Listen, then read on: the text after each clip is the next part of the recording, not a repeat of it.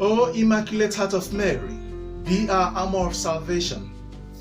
Brothers and sisters, this is day 7 on our journey to the Immaculate Heart of Mary.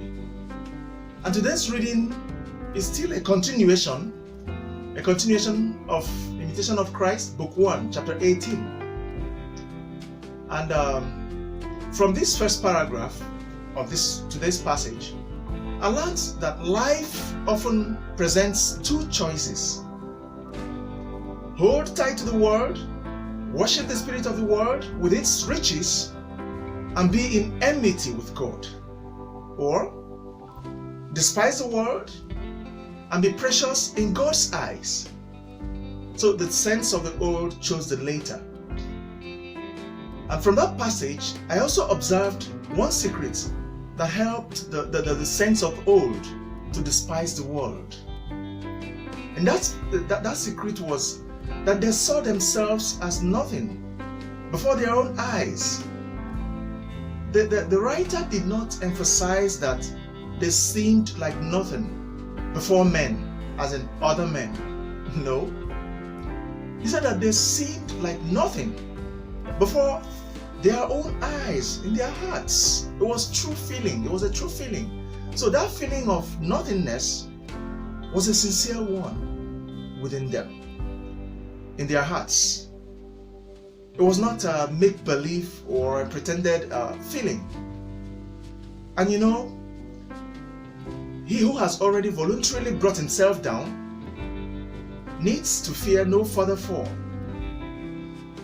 Hence, it was easy for them to practice the virtues mentioned in the passage. Namely, if we go through, you see true humility, simple obedience, charity, and patience. Notice how he qualified the humility. Take a notice. He called it true humility. Why? Because there is false humility, normally and subtly exhibited by proud hearts. Theirs was true humility because, apart from the outward acts of humility that they exhibited, in their hearts, in their own eyes, they saw themselves as nothing. Hence, they had no room for pride. It couldn't work in them, or self-aggrandizement. They were empty. No room for pride.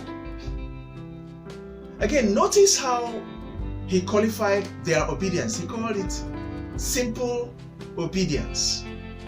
Yes, because they applied obedience even in little things, little tasks, little assignments where slight disobedience would look normal to me today, in our day.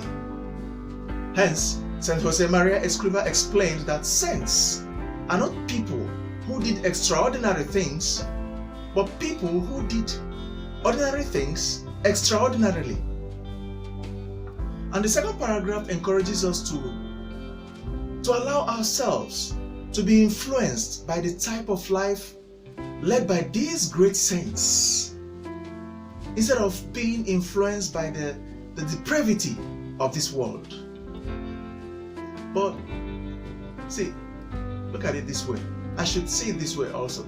If we're attached to the world, we will necessarily hate the life of the saints, because they were not attached to the world, so the things will run in opposite direction.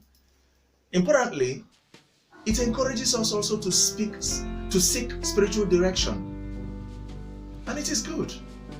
It is good to have a spiritual director for guidance and direction on this delicate road to heaven. And in the last paragraph, we are encouraged to never get tired of seeking to be virtuous. We must continue. We must pray daily against lukewarmness and negligence of our spiritual duties, no matter how little the task could be or is.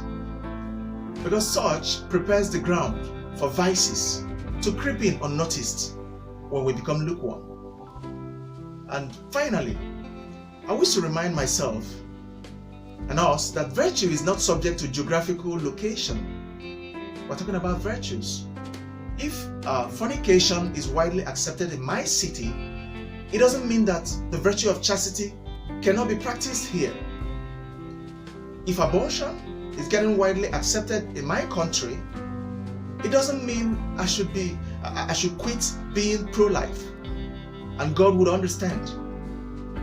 If there is gender war in my country, it doesn't mean I should not stand for Christ and the teaching of the church on genders. So in addition to encouraging us to say our rosaries daily and say even more throughout this 33-day consecration exercise, I encourage myself and us to revisit books that talk about the lives of the saints. Saint Germa Galgani, Saint John Bosco, especially saints that were so devoted to Mary, even though all the saints are in heaven, because that's what we're talking about right now. Think about all this as we meet again on day 8. Thank you for watching. Bye for now.